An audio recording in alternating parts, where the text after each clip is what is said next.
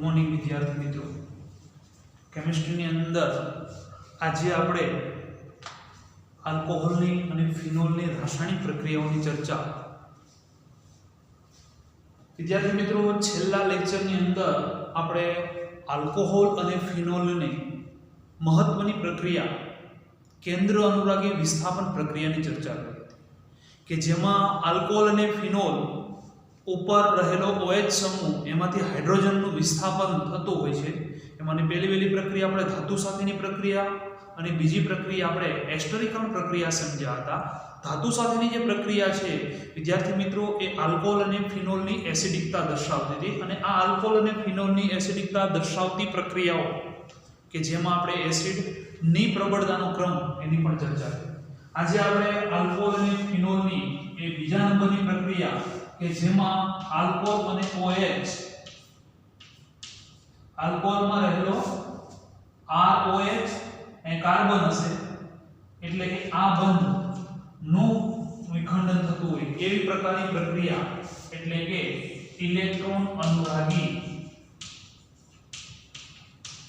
વિસ્થાપન પ્રક્રિયા.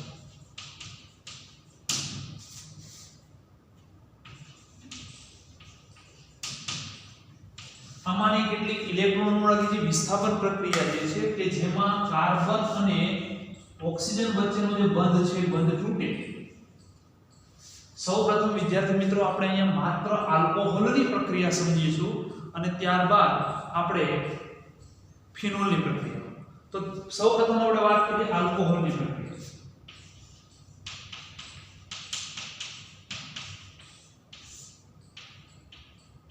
આલ્કોહોલ માટેની આ બંધ તૂટવા માટેની જે કુલ પ્રક્રિયાઓ છે એમાં મુખ્યત્વે 4 પ્રકારની પ્રક્રિયા છે. પહેલી પ્રક્રિયા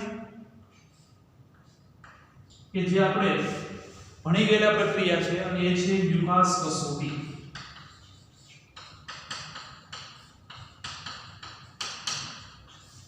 અથવા HCl સાથેની પ્રક્રિયા. બીજી પ્રક્રિયા એ પણ આપણે અને આગળના ચેપ્ટરની અંદર ભણી ગયેલા પ્રક્રિયા છે, એટલે છે ફોસ્ફરસ ટ્રાઇહાઇડ સાથેની પ્રક્રિયા, એટલે કે PX3 સાથેની પ્રક્રિયા. ત્રીજી પ્રક્રિયા નિર્જરીકરણ પ્રક્રિયા. નિર્જરીકરણ પ્રક્રિયા એટલે પાણીનો અણુ દૂર થાય, તેને અંગ્રેજીમાં ડિહાઇડ્રેશન પ્રક્રિયા તરીકે પણ ઓળખવામાં આવે છે. અને ચોથા નંબરની પ્રક્રિયા એટલે કે આલ્કોહોલનું ઓક્સિડેશન. વિદ્યાર્થી મિત્રો, આ 4 પ્રકારની પ્રક્રિયા આપણે આલ્કોહોલની રાસાયણિક પ્રક્રિયામાં સમજવાની છે. પહેલી પ્રક્રિયા HX સાથેની પ્રક્રિયા અથવા લ્યુકાસ કસોટી. વિદ્યાર્થી મિત્રો, 2 માર્ક્સનો ટૂંકો પ્રશ્ન પણ પૂછી શકાય, લ્યુકાસ કસોટી સમજાવો. તો લ્યુકાસ કસોટી કોના માટે છે? તો કે આલ્કોહોલની પરખ કરવા માટે. આલ્કોહોલ પ્રાથમિક, દ્વિતીયક કે તૃતીયક પ્રકારનો આલ્કોહોલ છે. કયા પ્રકારનો આલ્કોહોલ છે એ લ્યુકાસ કસોટી વડે સમજી શકાય. સૌપ્રથમ HX સાથેની પ્રક્રિયા સમજીએ, ત્યારબાદ લ્યુકાસ કસોટી. આલ્કોહોલ એટલે કે ROH એની HX સાથેની પ્રક્રિયા દૂર થાય, નિફર તરીકે તો નિફર તરીકે RX પ્લસ H2O દૂર. હવે લ્યુકાસ કસોટી સમજીએ. આ જ પ્રક્રિયા લ્યુકાસ કસોટી માટે, તો કે આલ્કોહોલનો પ્રકાર સમજવા માટે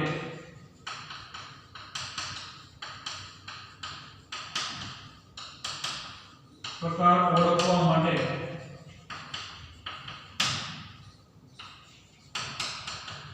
આ કસોટી કરવામાં આવે છે. પ્રક્રિયા લખી એટલે વધારે ખ્યાલ આવે. આલ્કોહોલ OH પ્લસ સાંદ્ર HCl. MCQ માં પણ ઘણી બધી વખત આ પ્રશ્ન પૂછાયેલો છે. તો લ્યુકાસ કસોટીમાં વપરાતો હાઇડ્રોક્લોરિક એસિડ સાંદ્ર HCl અને ઉદ્દીપક તરીકે જે વપરાય છે એ છે નિર્જળ ZnCl2. શા માટે નિર્જળ? તો કે આ બંને વચ્ચેની પ્રક્રિયાથી ઉત્પન્ન થતો પાણીનો અણુ એ સરળતાથી શોષી શકે અને પ્રક્રિયા પુરોગામી દિશામાં આગળ વધે.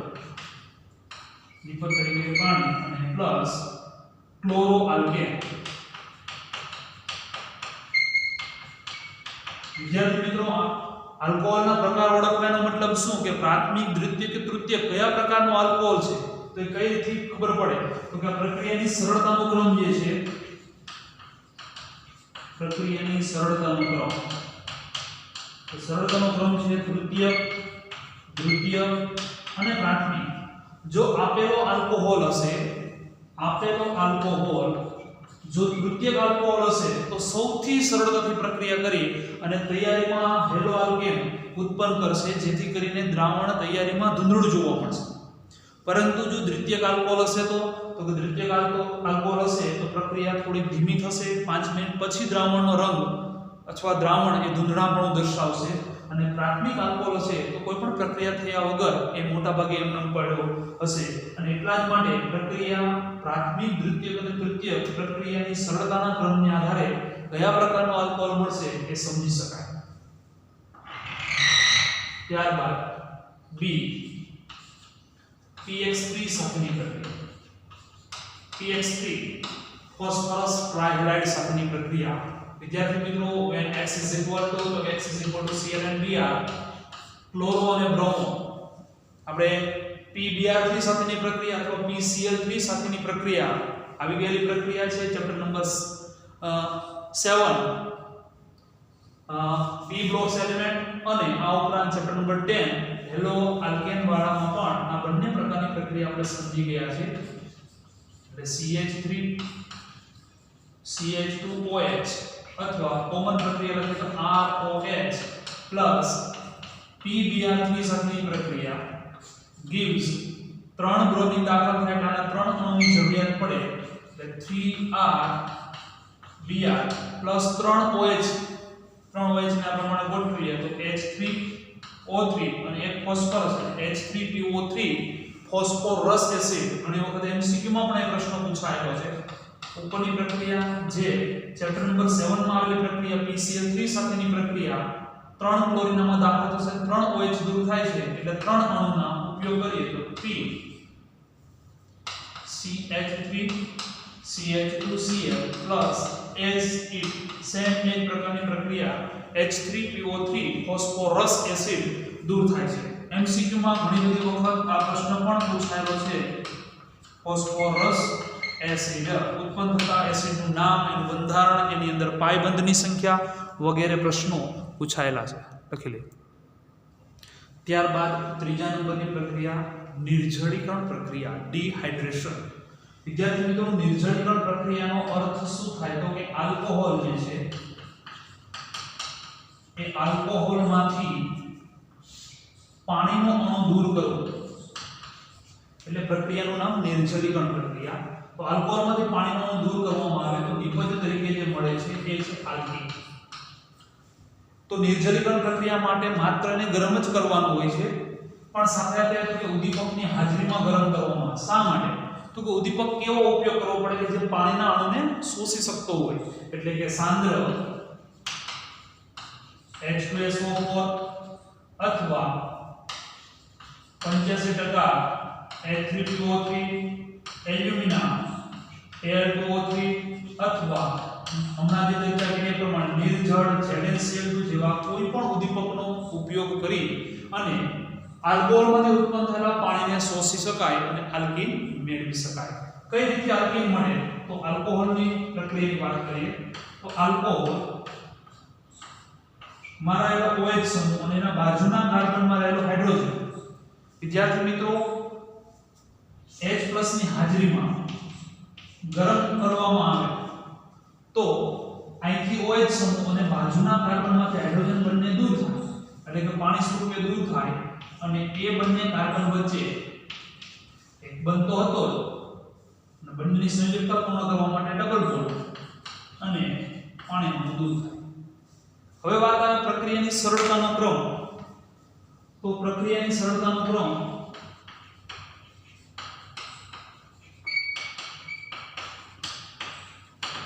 એ દ્વિતીયક આલ્કોહોલ સૌથી સરળ પ્રક્રિયા આપે કમ્પેરેટિવ દ્વિતીયક આલ્કોહોલ અને પ્રાથમિક આલ્કોહોલ આ વાત છે પ્રક્રિયાની સરળતાનો ક્રમ ઉદાહરણ તરીકે સમજીએ એટલે વધારે ખ્યાલ આવશે ઉદાહરણ તરીકે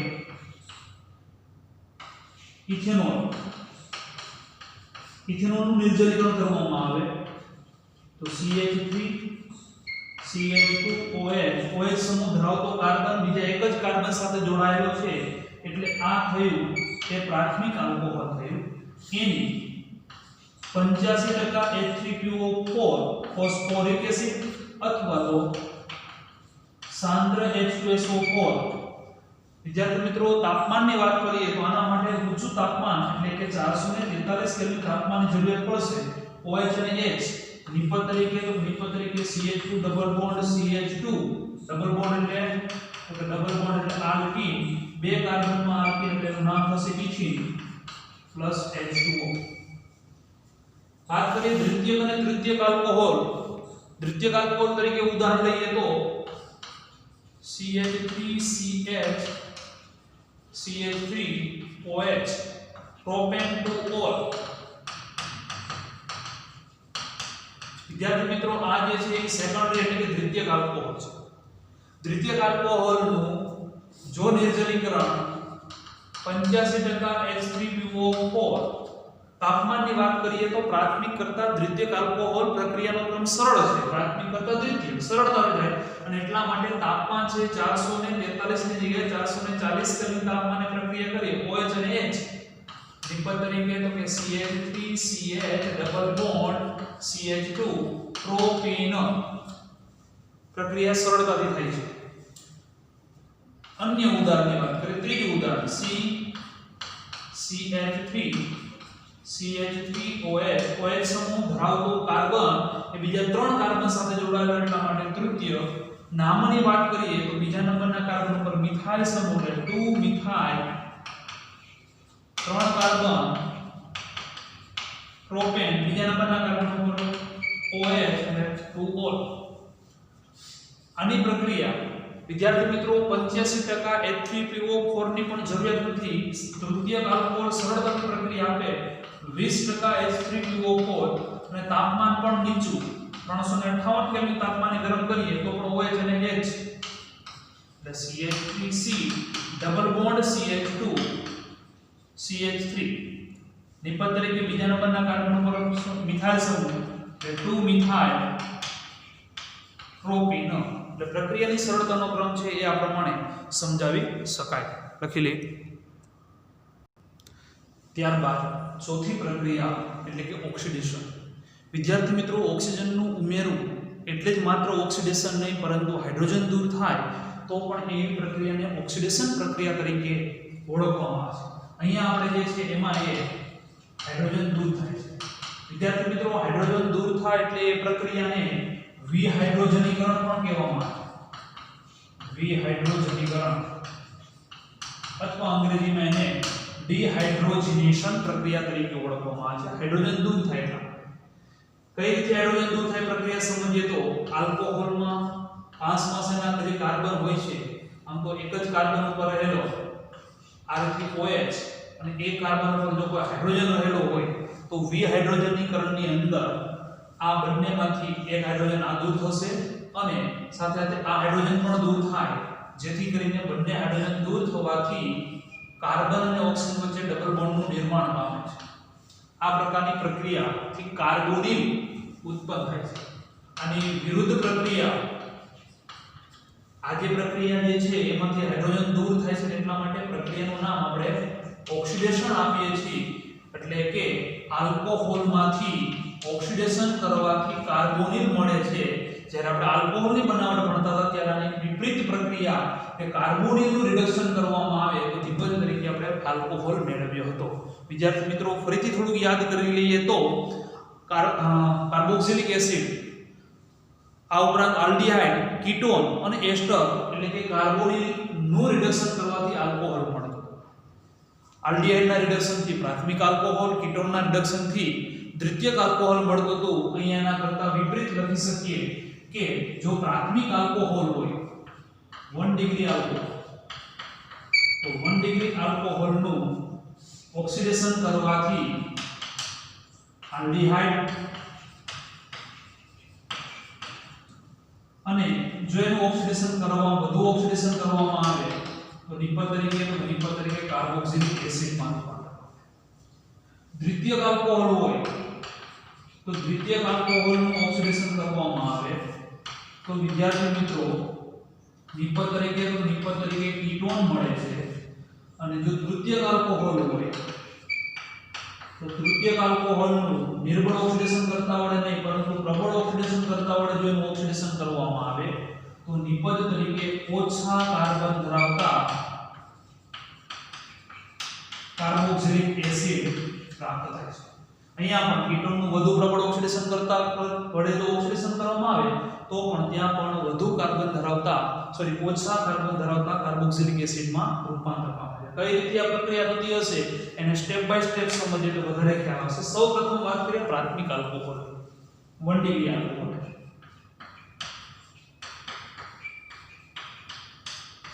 આ ઓક્સિડેશન ને સમજવા માટે પહેલા આપણે ઓક્સિડેશન કરતા સમજીએ। ઓક્સિડેશન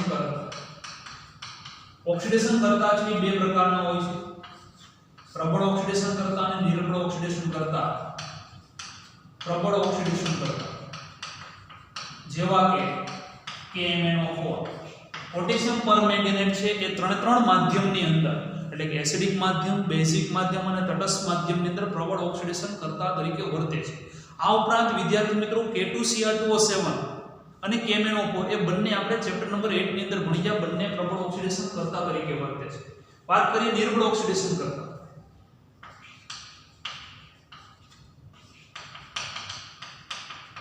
તો નિર્બળ ઓક્સિડેશન કરતા તરીકે એક નિર્જળ CrO3 અને બીજો છે એ છે PCC પેરિમિડિન ક્લોરોક્રોમેટ। PCC નું પૂરું નામ પેરિમિડિન ક્લોરોક્રોમેટ। પેરિમિડિન ક્લોરોક્રોમેટ એ હકીકતમાં પેરિમિડિન ક્રોમિયમ ટ્રાયોક્સાઇડ ની હાઇડ્રોક્લોરિક એસિડ સાથેની પ્રક્રિયાથી એટલે કે આ રીતે પેરિમિડિન આ પેરિમિડિન છે જેની પ્રક્રિયા ક્રોમિયમ ટ્રાયોક્સાઇડ અને HCl સાથેની પ્રક્રિયા કરવામાં આવે તો આ પ્રકારનો સંયોજન પ્રાપ્ત થાય છે।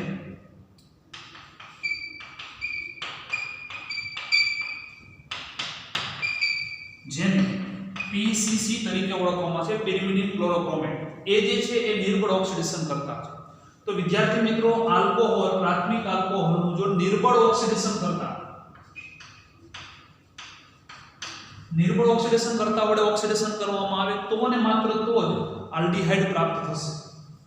એટલે આ પ્રમાણે આ CH2OH પ્રાથમિક આલ્કોહોલ નિર્બળ ઓક્સિડેશન કરતા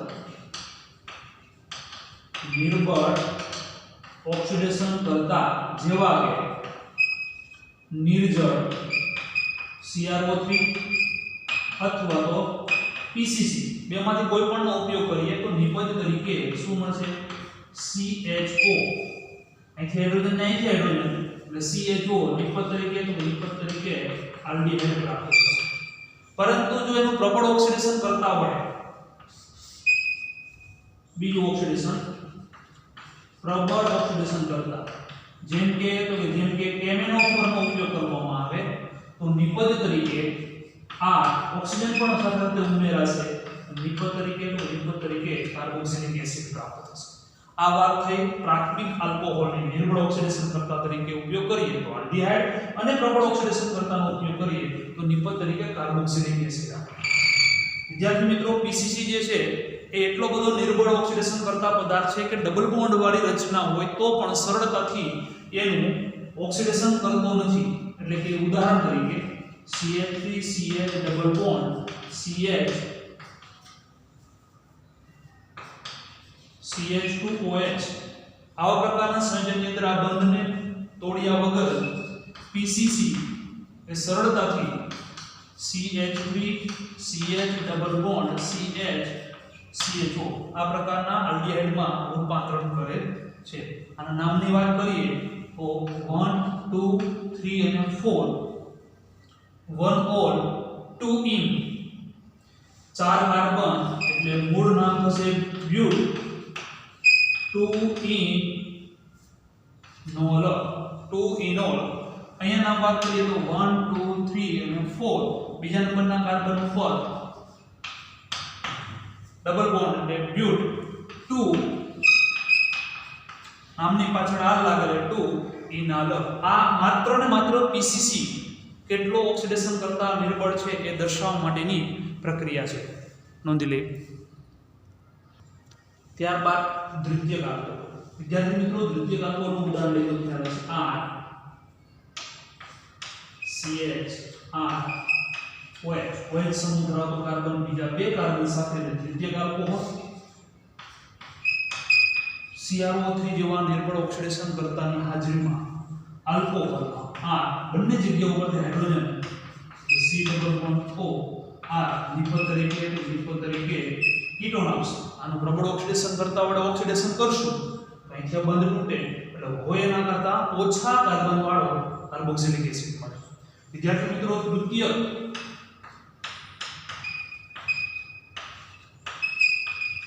જો આનું ઓક્સિડેશન કરવામાં આવે તો ઓક્સિડેશન થતું જ નથી, કારણ કે ઓક્સિડેશન થાય તો હોય એટલા જ કાર્બન વાળો કાર્બોક્સિલિક એસિડ મળતો નથી, પરંતુ ઓછા કાર્બન વાળો કાર્બોક્સિલિક એસિડમાં રૂપાંતર પામે. તૃતીયક સરળતાથી પ્રક્રિયા એટલે તૃતીયક આપતો નથી. વિદ્યાર્થી મિત્રો, આપણે એ પણ વાત કરી હતી કે હાઇડ્રોજન દૂર થાય એટલે વિહાઇડ્રોજનીકરણ એટલે કે ડિહાઇડ્રોજિનેશન. તો હવે આપણે ડિહાઇડ્રોજિનેશન પ્રક્રિયાની વાત કરીએ. આલ્કોહોલમાંથી વિહાઇડ્રોજનીકરણ એટલે કે ડિહાઇડ્રોજિનેશન પ્રક્રિયા માટે ઉદ્દીપક તરીકે કોપર 573 કેલ્વિન તાપમાને ગરમ કરવામાં આવે તો એનું વિહાઇડ્રોજનીકરણ આ પ્રમાણે સમજી શકીએ. પ્રાથમિક આલ્કોહોલ, દ્વિતીયક આલ્કોહોલ અને તૃતીયક આલ્કોહોલ. અહીંયા ઉદાહરણ સાથે આપણે તૃતીયક આલ્કોહોલ લઈએ તો વધારે ખ્યાલ રહેશે. ઉદાહરણ તરીકે મિથાઇલ સમૂહ લખી નાખીએ. CH3 CH3 અને CH2 આ છે પ્રાથમિક, આ છે દ્વિતીયક અને આ છે તૃતીયક. ત્રણેયની કોપર 573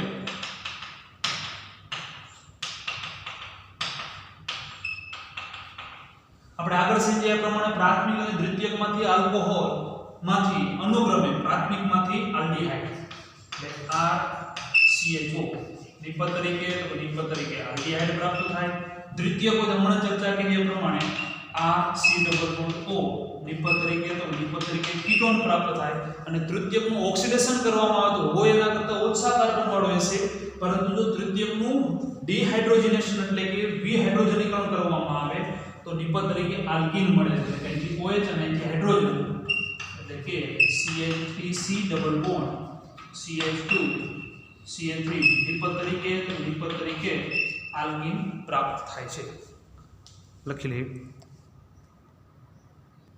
ત્યારબાદ નેક્સ્ટ ફિનોલની રાસાયણિક પ્રક્રિયાઓ. વિદ્યાર્થી મિત્રો, આપણા અભ્યાસક્રમની અંદર ફિનોલની મુખ્યત્વે 5 પ્રકારની પ્રક્રિયા છે. પહેલી પ્રક્રિયા એ છે ઇલેક્ટ્રોન અનુરાગી. એરોમેટિક સાથેનું આકર્ષણ છે એટલા માટે એરોમેટિક વિસ્થાપન પ્રક્રિયા.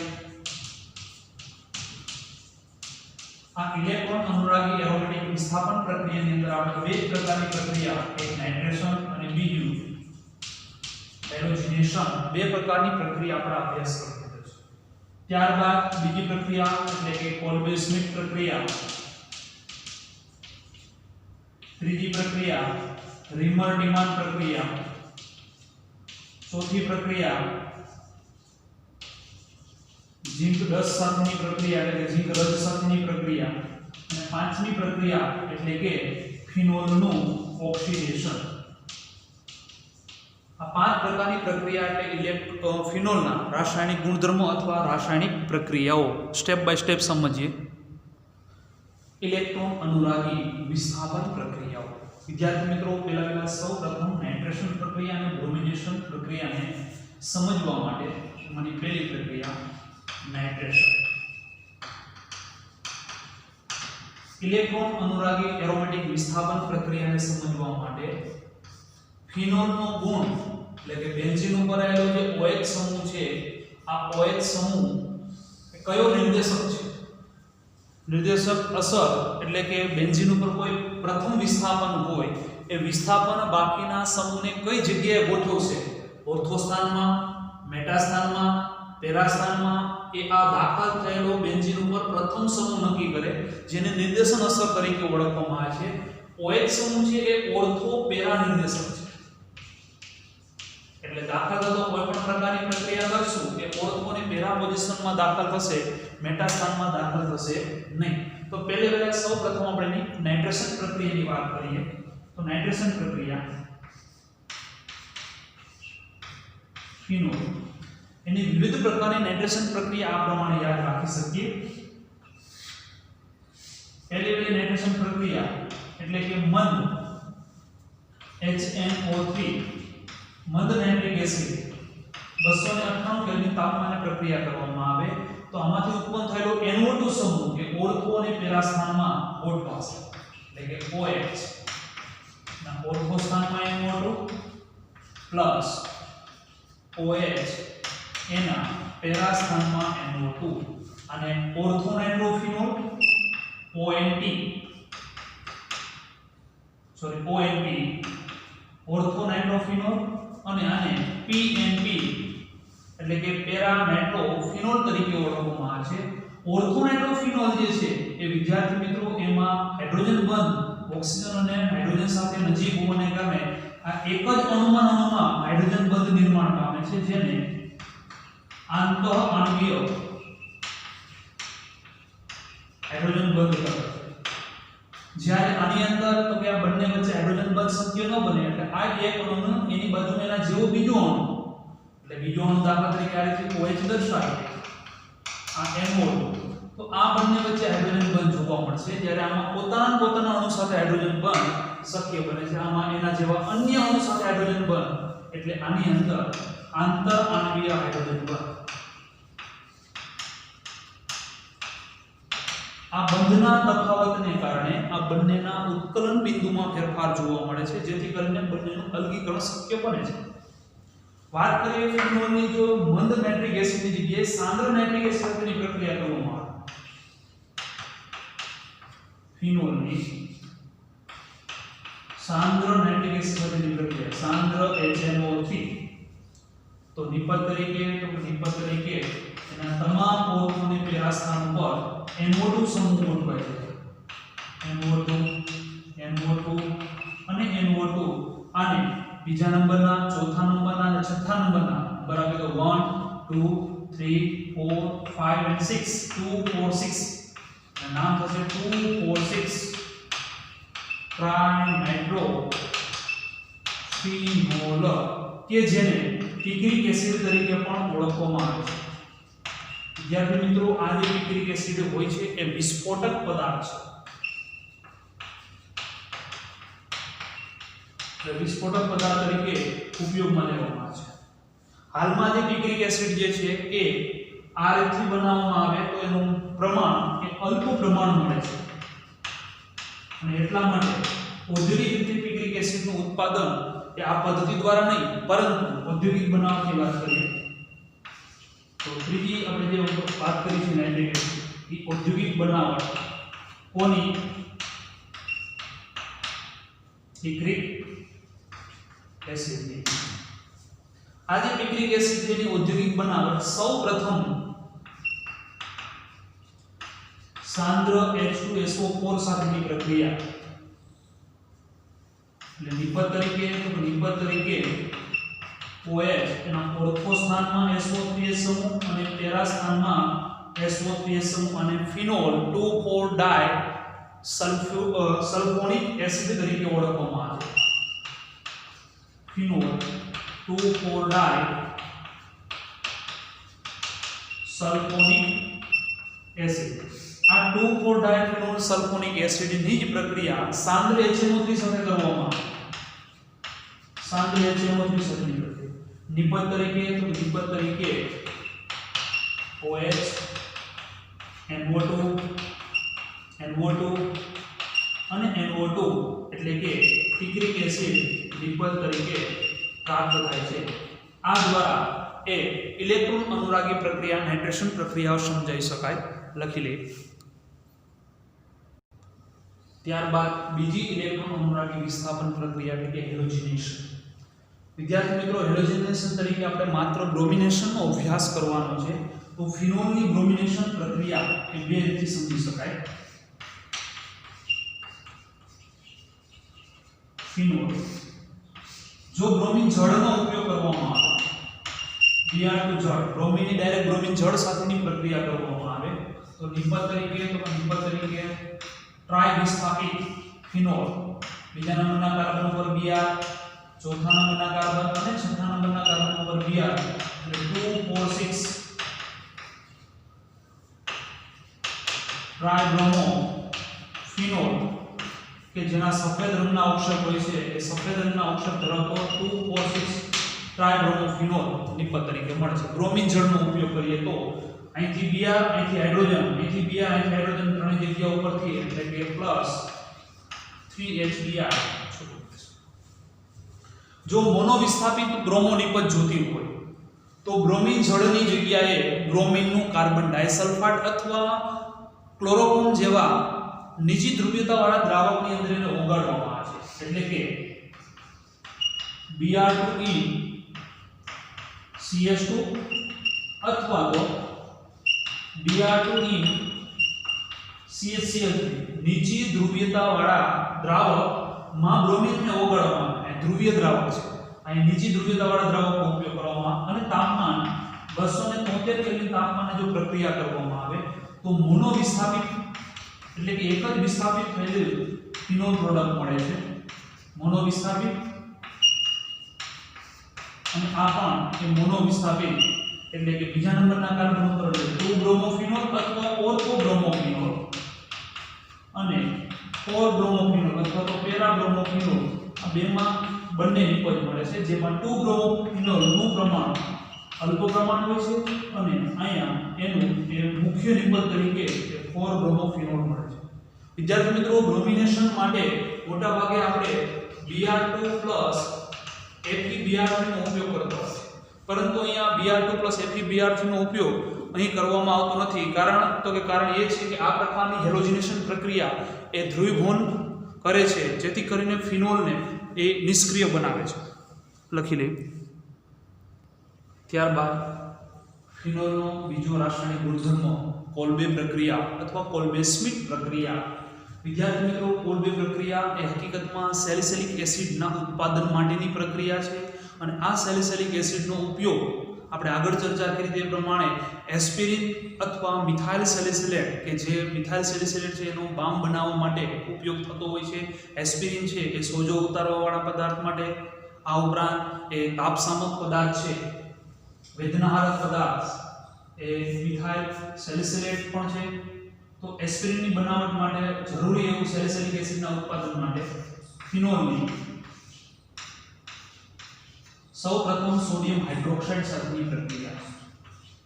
વિદ્યાર્થી મિત્રો, ફિનોલની જ્યારે સોડિયમ હાઇડ્રોક્સાઇડ સાથેની પ્રક્રિયા કરવામાં આવે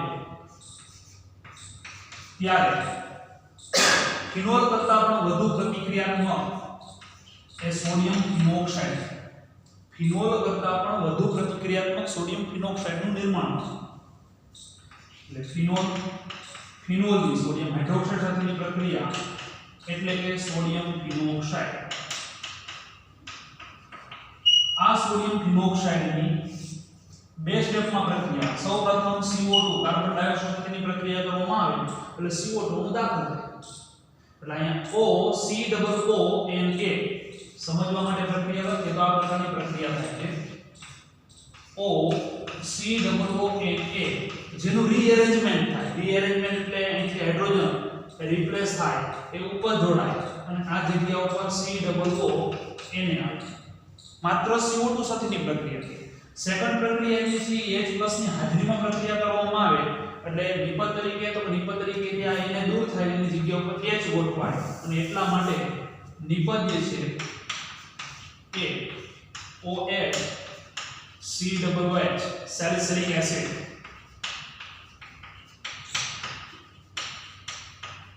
અથવા 2 હાઇડ્રોક્સી અથવા ઓર્થો હાઇડ્રોક્સી બેન્ઝોઇક એસિડ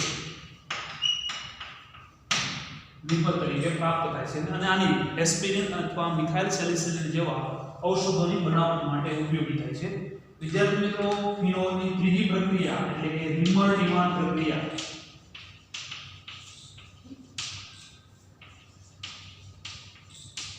રીમર-ડીમાન પ્રક્રિયા છે એ પણ ફિનોલની સૌપ્રથમ સોડિયમ હાઇડ્રોક્સાઇડ ધરાવતા, આપણે જાણીએ છીએ પ્રમાણે કે જો સોડિયમ હાઇડ્રોક્સાઇડ ધરાવતું દ્રાવણ હશે તો સૌપ્રથમ ONA બનશે.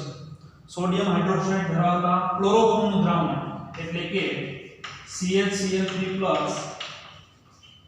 NaOH આ બંને વચ્ચેની પ્રક્રિયાથી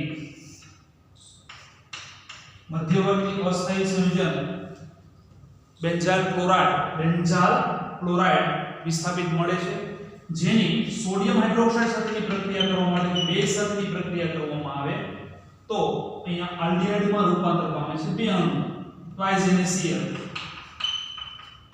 -H2O થાય અને નિપજ તરીકે ટ્વાઇસ NaCl એટલે બે સોડિયમ બે ક્લોરીન OH માંથી એક OH અને એક હાઇડ્રોજન અને એક ઓક્સિજનની સાથે જોડાશે એટલે કે ONA અને CH2 સોડિયમ સેલિસાલ્ડિહાઇડ નિપજ તરીકે મળે છે કે જેને H+ એટલે એસિડમય દ્રાવણ સાથેની પ્રક્રિયા કરવામાં આવે એટલે બેન્ઝીન ઉપર OH અને પાસેના કાર્બન ઉપર જો C≡OH હોય તો સેલિસિલિક એસિડ અને આલ્ડિહાઇડ સમૂહ હોય તો આને સેલિસાલ્ડિહાઇડ તરીકે ઓળખવામાં આવે છે, જેનું IUPAC નામ અને બેન્ઝાલ્ડિહાઇડ કહેવાય. બીજા નંબરના કાર્બન ઉપર હાઇડ્રોક્સી સમૂહ IUPAC નામ અથવા બીજું સામાન્ય નામ ઓર્થો હાઇડ્રોક્સી છે બેન્ઝાલ્ડિહાઇડ, IUPAC નામ 2 હાઇડ્રોક્સી બેન્ઝાલ્ડિહાઇડ. ઓર્થો, પેરા અને મેટા એ સામાન્ય નામકરણ માટે વપરાય છે, જ્યારે નંબરિંગ છે એ IUPAC નામ તરીકે ઉપયોગમાં લેવા માટે આવે છે. રીમર-ડીમાન પ્રક્રિયા લખેલી હતી. ઝિંક ડસ્ટ સાથેની પ્રક્રિયા એકદમ સરળ પ્રક્રિયા છે, ખાસ કરીને પરિવર્તનો સમજવા માટે ખૂબ જ ઉપયોગી પ્રક્રિયા. ફિનોલની ઝિંક રજ સાથેની પ્રક્રિયા, ઝિંક રજ જેડન ડસ્ટ સાથેની પ્રક્રિયા. વિદ્યાર્થી મિત્રો, ઝિંક ડસ્ટ સાથે જ્યારે એને ગરમ કરવામાં આવે છે ત્યારે ફિનોલમાં OH સમૂહ એ જેડન સાથે સંયોજાય અને ઝિંક ઓક્સાઇડ અને નિપજ તરીકે બેન્ઝીન મળે છે. ખાસ કરીને પરિવર્તન માટે ઉપયોગી પ્રક્રિયા છે. એના પછીની પ્રક્રિયા એટલે કે ઓક્સિડેશન. ઓક્સિડેશન માટે ઓક્સિડેશન કરતા તરીકે પ્રબળ ઓક્સિડેશન કરતા સોડિયમ ડાયક્રોમેટ પ્લસ H2SO4. વિદ્યાર્થી મિત્રો, આ બંનેથી ઉત્પન્ન થતો ક્રોમિક એસિડ H2CrO4 એ ક્રોમિક એસિડ છે એ પ્રબળ ઓક્સિડેશન કરતા તરીકે કાર્ય કરે છે. પ્રક્રિયા સમજીએ તો વધારે ખ્યાલ આવશે. ફિનોલ એ ફિનોલનું ઓક્સિડેશન, તો ફિનોલનું ઓક્સિડેશન દ્વારા આમાં રહેલા હાઇડ્રોજન દૂર થાય છે અને નિપજ તરીકે બેન્ઝોક્વિનોન સંયુગ્મ કીટોનમાં ડાયકીટોનમાં રૂપાંતરિત પામે છે.